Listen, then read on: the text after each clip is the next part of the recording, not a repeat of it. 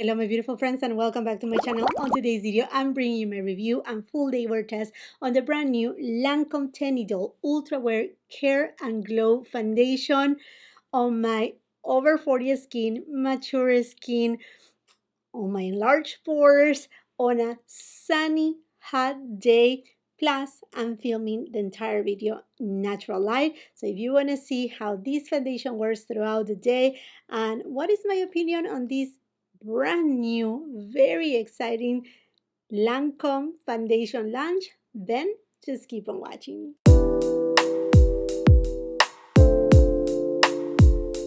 Lancome has always done amazing foundations. There are some OGs out there, and in fact, when I was in my 20s, 18, 19, and early 20s, I was using one of the Lancome foundations. I think it was the Renergy foundation, which I absolutely love. And they just launched the new Teint Idole Ultra Wear Care and Glow Foundation in 30 different shades. Is available right now. I will be leaving all the details of my makeup. Absolutely everything will be on the description box below. Where to find this foundation, everything is there. And today we're going to do a full day wear test. I have it right here. I picked up one shade 330N. This foundation comes with 1 fluid ounces. It has a shelf life of 12 months.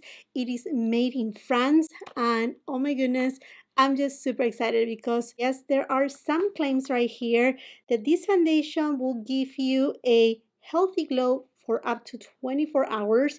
It's a skincare foundation with hyaluronic acid that we all know that it will keep your skin hydrated, and mandelic acid, which helps with the smoothness of your skin. And this foundation has a light to medium coverage, so it's buildable. I'm sweating right now. So this is a good day to make a review for this foundation because first of all, it is hot where I live. It's not humid, but it feels, it just, yeah, it's one of those days where right now in the peak of summer, I just moved, and where I'm filming, I do have 3 amazing windows that they give me amazing natural light, but it makes this room so hot, and there's carpet. So anyhow, my friends, I'm playing right now with what I'm gonna do as far as I'm gonna be keeping my backdrop or not. Do you still like it? I'm gonna be trying another backdrops too. So just keep up with my videos. If you haven't yet subscribed to my channel, I will invite you and highly suggest you to subscribe to my channel. Make sure you ring that post notification bell so you miss any of my uploads. And if you want to know whenever there's a new beauty release or anything that has to do with beauty, then come and follow me on my Instagram. Anyhow, friends, if you're new here, also I do have what is considered mature skin, that I consider it experienced skin. I'm over 40 years old. I do have dry skin on my perimeters of my face, and I do have a little bit more of combo skin right over here where I have my enlarged pores. Not much redness as I used to before because I have been using a couple devices and things that have helped me quite a bit. But there you go, my friends. Foundation matches, they will be also in the description box below. Okay, to see the bottle. Here it is. It is gorgeous, so pretty, so sleek, modern. One thing that I noticed right here is that although on the box it says that this foundation has a shelf life of 12 months, here on the bottle it tells me an exact date of expiration, which is 01/24, and we're in 2022 mid-year. I guess this specific bottle may have been in production at the very beginning of 2022, and that makes 2 years, right? Or at least a year and a half, if we counting that right now is July. So I will say, and this is something that you also have to do with every single foundation. Sometimes you can give a stretch. You don't need to use it in, like, say, 1 year, which is the typical amount of time for any cream foundation. Sometimes you can use it a little bit beyond that, but you have to check if there's mold inside, if it starts smelling weird and whatnot. But I just wanted to mention packaging, glass, 10 out of 10. I really love that they decided to go with a clear glass and not a frosted one because you can really see the tone of the foundation. I feel that it is a little bit dark for my skin tone at the moment, but we will see when I apply it. Nice cup and a nice pump. Fantastic. And then I think I mentioned it already. It has 1 fluid ounces, which is the typical amount that you receive when you buy pretty much any foundation. And it does have SPF, but please do not skip your SPF. I already have mine on. Very important. No matter what foundation you use, that they have SPF, treat it as a boost, but not to replace your SPF. I got you nice and close. I'm gonna go ahead and use my TATCHA, the liquid silk canvas, just on my enlarged pores area on this side of my face, but nothing on this side. Another thing that I was reading is that although this foundation is called Care and Glow, I'm thinking, okay, is this gonna be a glowy foundation? But on the description, it also says that the finish of it is a natural finish, which I think that is lovely and ideal. So let's see how this works. So right here, I'm just going to be using the TATCHA liquid silk canvas. Like I said, I'm filming in natural light, so I really hope that this will give you the best representation if you were looking at it in person. One more thing right here that I want to note is that the type of sunscreen that they use is Ensulisol. I don't know if I'm pronouncing it right, but looking at it, just Googling it really quick, it says that this type of sunscreen is primarily UV protecting, providing only minimal UVA protection. And it is a chemical substance. So there you have it. Again, another close-up of this bottle. Love the bottle. Okay.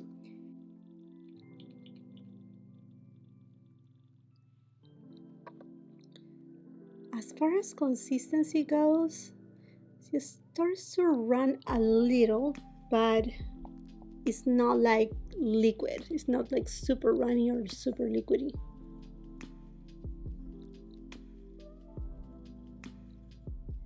It does have a little bit of like a perfumey kind of scent. Let's check really quick right here on the ingredients. Dimethicone is the first ingredient, then water. It does have denatured alcohol though. It is the third one. It does have glycol, glycerin, silica.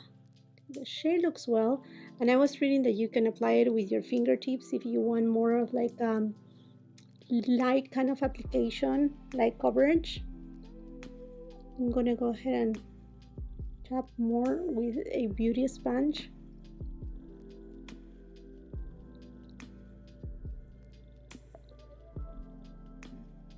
And you know what? The shade is actually seems like perfect for me. Okay, first impression right here. The foundation is not glowy.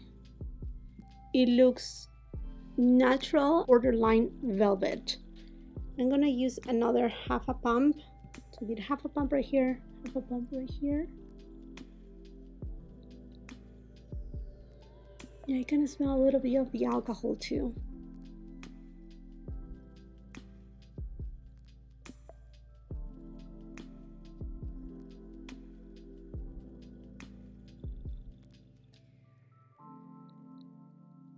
And you know what? It seems like it sets.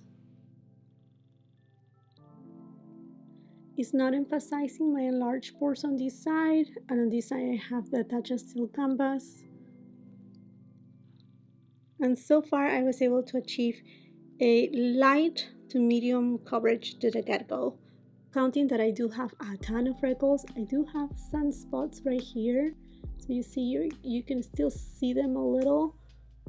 And then I have some sunspots right here, my freckles on this side. So I'm gonna build it up just a little bit more. Tiny amount.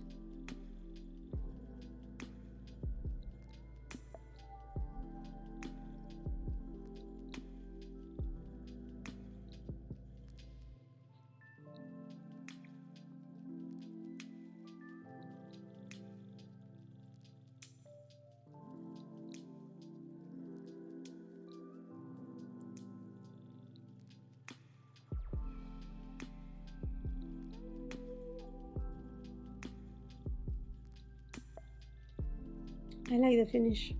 It's super natural and it's not oxidizing either. I do have fine lines right here, and it's not setting on them.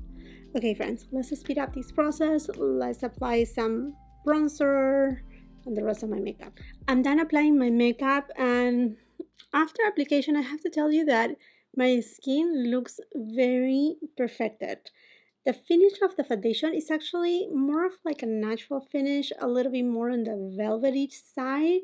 And one thing that I have noticed is that when I was applying my blush is a cream blush. It is by Victoria Beckham Beauty.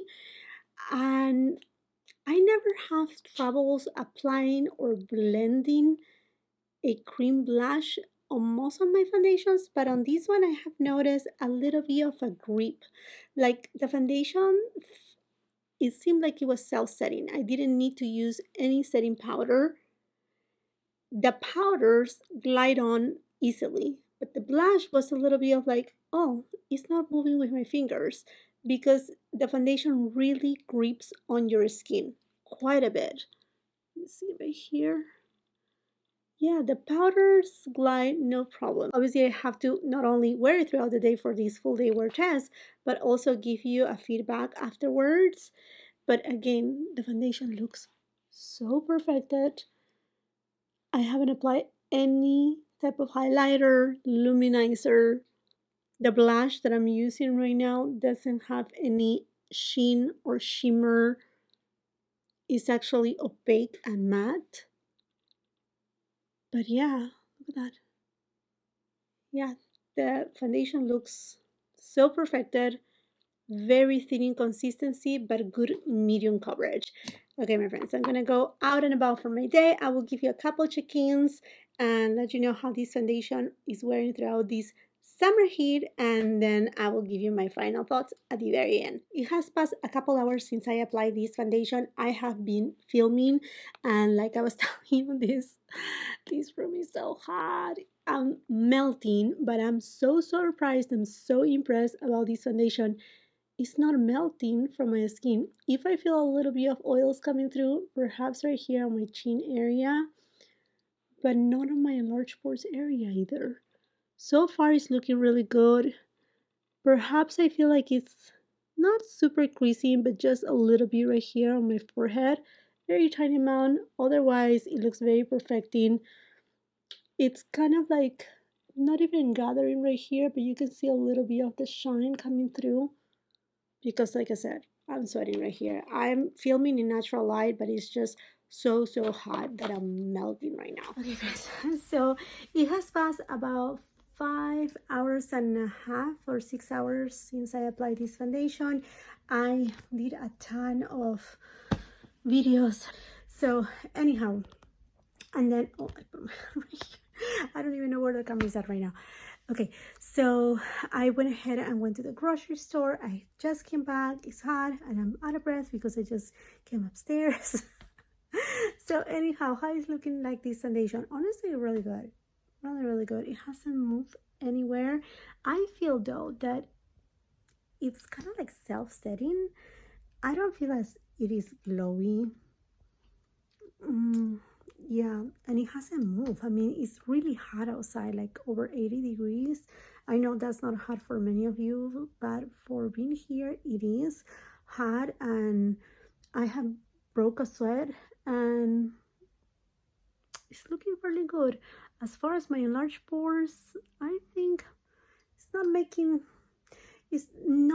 them look bigger, but also it's not making any favors to them either. So just that. And other than that, you see right there, it doesn't look dry. It looks kind of velvety matte. It's not glowy. I thought for a reason that it was going to be more glowy, but I like it. So far, I like it. Okay, my friends, there's still plenty of sun. It's summertime, so I will give you a final check-in. I will say minimum another 3 hours. There's going to be plenty of daylight, and yeah, so stay tuned that I will let you know my final thoughts in the next check-in. I already hit the 10-hour mark, and I think I'm ready to give you my review, first impressions of this full day wear test on this new Lancome Teint Idole Ultra Wear Care and Glow Foundation. By the way, if you're wondering what I have on my lips, I just applied this HERMES lip oil in Corail Bigarade. Again, all the details of everything that I'm using today will be on the description box below. But oh wow, I'm really impressed with this foundation. It looks very beautiful, let me tell you that. And I'm so impressed how it has held so well throughout the day on a sunny, very hot day. It has wore amazingly. Now you can see the glow. But when I applied it, honestly, it looked more like a velvet, almost demi-matte kind of foundation. And because it does have alcohol in it, is self-setting, 100% sure of that. It kind of reminds me a little bit to the Pat McGrath foundation in the terms of, again, the self-setting aspect and how lightweight it is. The look, it reminds me a little bit more to the Chanel Ultra Le Tan foundation in terms of, again, the finish. But on the setting, very much as the Pat McGrath, but a little bit more demi-matte side. Definitely a foundation that perhaps I do have sensitive skin and I have not experienced, again, first impression, first time putting it on my face, any rashes. Usually when I get a reaction, it starts appearing right here on my jawline, breakouts, redness, and right here it turns really red. So I haven't experienced anything of that. Definitely I will have to give you a feedback wearing it, more days in a row to see how my skin reacts to it. But so far, wow, if this foundation looks so perfecting. To me, it's a foundation that perhaps is more geared for those who have not dry skin, but mostly if you have normal skin or dry to normal skin, combination skin for sure, 100% sure. And then for oily skin, I mean, I cannot talk for those who have oily skin because right here at the top of my face, I have the Sahara Desert is so, so dry. But here I have more of what is kind of like combination skin where I have more of my large pores, where it shows more of like, okay, all the sun damage that I have done throughout the years. And although it's not oily, you can see that it has become just a little bit more shiny.